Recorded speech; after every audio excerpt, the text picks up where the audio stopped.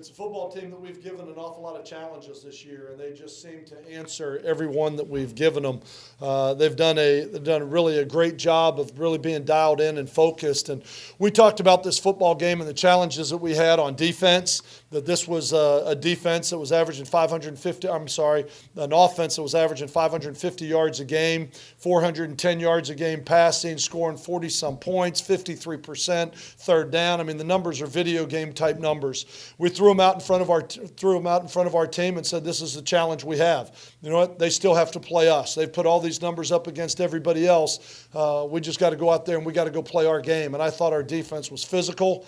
I thought Coach Diaz, Coach Giles, Coach Baker, Coach Bradford put together an unbelievable game plan. They felt like Coach Diaz had told me he felt like they had some flaws in their protection that he felt like he could exploit, and was able to do so tonight. And I think it made a huge difference when they couldn't go to their drop-back game and take advantage of it.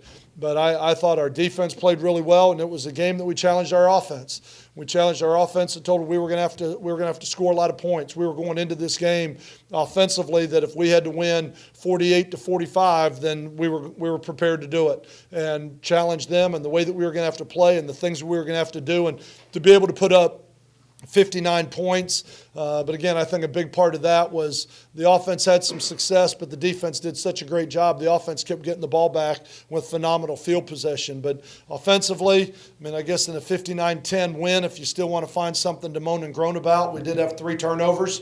We had a couple turnovers, not being able to make a fourth down. Some of those things in close football games that we're going to have to clean up that we'll worry about tomorrow. But I think Western Kentucky has a really good football team. They have earned the numbers and what they've done to this point. When you look at them on film, they're a very talented team, especially on the offensive side of the ball. And I think our team answered the challenge tonight and probably played as well as we can play on defense. Questions? Coach, it's a good story when you think about what Diaz went through last year to look at him. He comes out with his defense today with a number 5 ranked offense and just shuts them down. What's it feel like coaching alongside and watching that story unfold? You know, and Coach Diaz and I talked a lot about this in the hiring process. And Manny Diaz is a great football coach. Manny Diaz was a great football coach a year ago. Manny Diaz was a great football coach 3 years ago. He's got a great mind. I've said this before. He's got a great mind. I think he's a rock star. I think he sees the big picture. He gets it. He understands offense and defense. Like a lot of people go into this game and go, okay, well, we got to slow our offense down to make sure we keep their offense off the field.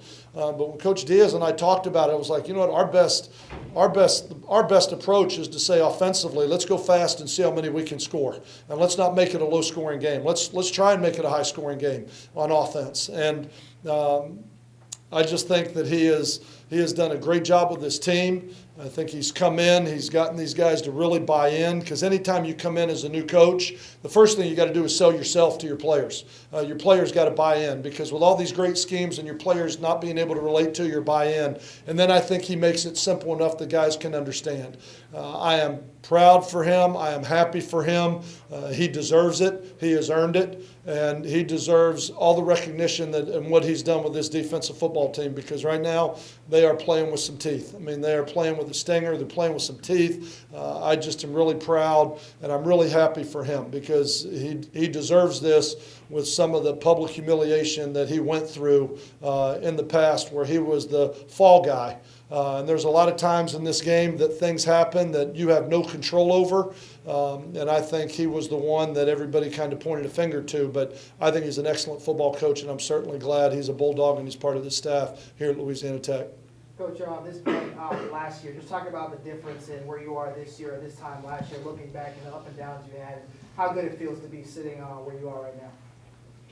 We've come a long way in a year's time. We've come a long way, and we've talked about there's a lot of ways to improve a football team, 3 ways.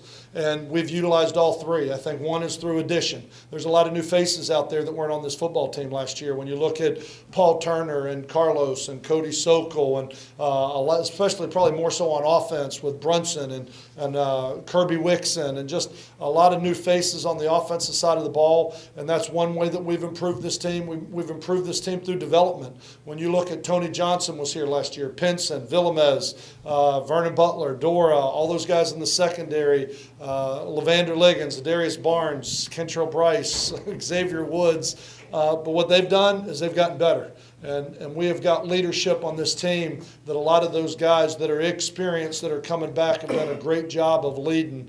And then through deletion a little bit. I mean, where some guys' graduation has opened up some holes for some other guys to step into. And I think this football team is improved tremendously from where we were a year ago. And I think it's a real tribute to these players for the way that they've bought in. They didn't like what we went through last year, and they decided, what do we got to do to get better and improve? And they have worked their tails off. And this staff and the time, effort, and energy that they put in, they're good football coaches. And I think it's great to see so many of these guys that have invested so much see the fruits of their labor out there on the field. Talk about Trent a little bit. You had some injuries to your wide receiver core. Trent, you knew he was going to have to step up. He was playing well all year. Talk about his contributions today.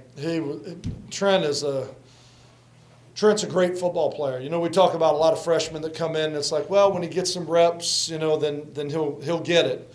Trent was one of those guys that got here as a true freshman, and he already had it. I mean, he got it. He came in, his competitive nature, his balance, his hands, his ability to change direction, run routes. He's smart, he's intelligent, he sets routes up. I mean, he's a student of the game. I mean, he has done a great job. And him and Cody have developed really a pretty special bond for two guys that started throwing and catching to each other in the summer. You know, in July is when they first started throwing to each other. And so for those guys to do what they're doing right now, I think is really special, and it's a real tribute to Trent with what he's come in with and the way that he's worked. And, you know, another guy that stepped up tonight was Paul Turner. I mean, Paul Turner's a guy that came in here. He had a hip, played very sparingly early in the season. Then he had a groin, played very sparingly the last couple weeks. This is really his first game back where he's been 100% healthy, and it was great to see the contribution that both those guys made. But I think we've got a couple pretty special little players that are doing some great things out there on the field, but they continue to get better and better, and that's what's making them have the success that they're having right now. Dowdy has scored. I think he had thrown 4 interceptions up until today. 24 picks and 4 interceptions, somewhere around there was what it was coming into today. So what did y'all know? Did you see something on tape? Was it all the pressure that y'all were able to get, or what would you contribute the most to? I think the pressure, and I think some defensive backs made some plays today. What did we end up with? 3? How many did we end up with? Interceptions.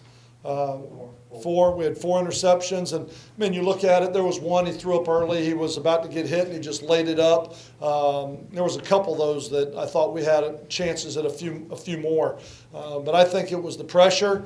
I think it was the disguise that what we were doing defensively that gave some guys an opportunity to make some plays, and I think it was some guys flat out made some plays. Levander Liggins' interception. I mean, he just flat made a play. That wasn't scheme designed anything else. He just made a great play. So I think it was a combination of all of the above. You mentioned all those stats you just read off about Western Kentucky's offense and everything, but you know, maybe under the radar a little bit was the fact you guys were leading Conference USA with 16 interceptions coming into this. Did the guys kind of take that as a chip on their shoulder to come out and prove they could play some ball defensively? We didn't go into this game with fear. I'm going to put it that way. We didn't go into this game with fear. We knew they were good. We knew it was going to be a challenge. And I say that with total respect to our opponent tonight in Western Kentucky and the job that they've done.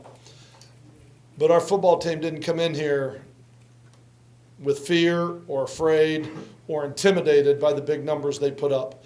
It was more of a mindset of, you know what, it's going to be a great challenge. And we're going to see how good they are. We're going to see how good they are because what was our battle cry all week? They still got to play.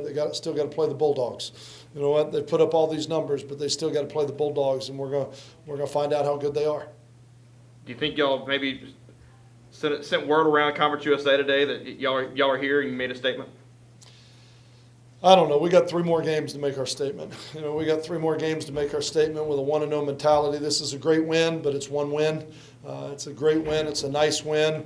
But the one thing, the leadership of the guys on this football team, the upperclassmen, the guys I just mentioned, the Levander Liggins and the Doras and the Houston Bates and the Tony Johnsons and all those guys I've just mentioned, their leadership is a big part of why we're here. And their leadership and their ability to stay focused in the moment, what we got to do this week. We have not talked about one thing. We have a big picture meeting on Sunday night. And outside of that, it's all about our opponent. They're coming in, they're watching film, they're studying it, and they're really doing a great job. So I don't know so much that it was a big-time statement.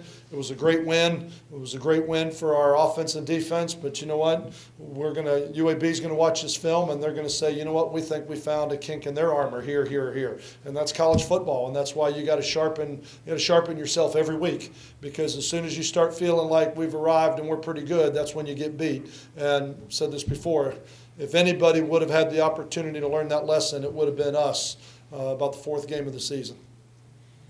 Becoming bowl eligible, how does it feel? I know it's got to be exciting for some of these kids who've missed out in a couple of years. Yeah, it is, and knowing that since we went Division I, I believe we've played in 8 bowl games, 6 bowl games. To know that you have a chance to be one of those teams to go to a bowl game here at Louisiana Tech, I think is big for these players. But as much as anything, I think the bowl games they're a great reward to a group of guys, to the hard work, the effort, what they put into. These guys are in the training room. They're getting treatment all week. They can't practice till Thursday. They come out here, it's like, Coach, Mitch Villamez, it's like, Coach, I ain't missing. I'm playing. These guys, what they're going through, and I think it'll be a great reward for them at the end. But same thing, we still got three more games to go, and we'll let the bowls take care of themselves as we stay focused on what we got to do. But it is a nice deal to be bowl eligible at this point. A lot of the season has been about a slow offensive start and having to make adjustments at halftime. We had that tonight, but what was the talk at halftime, knowing how prolific their offense can be? The game's not over, and they scored 66 points last week. Let's not jump up and down just yet. They scored 66 last week.